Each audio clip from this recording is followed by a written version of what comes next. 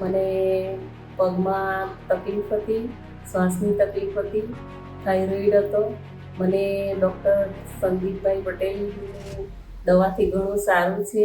મારું નામ અલકાબેન ગુલાબભાઈ ચૌધરી છે. હું વાંસદાથી આવું છું. હીરામય આયુર્વેદિક હોસ્પિટલ, ત્યાંથી મને ઘણો બધો ફેર પડ્યો છે. અત્યારે મારી ઘણી બધી તકલીફો દૂર થઈ ગઈ છે. 2 મહિના મેં દવા લીધી છે. ઘણો બધો ફેર પડ્યો છે ને ઘણું બધું સારું છે.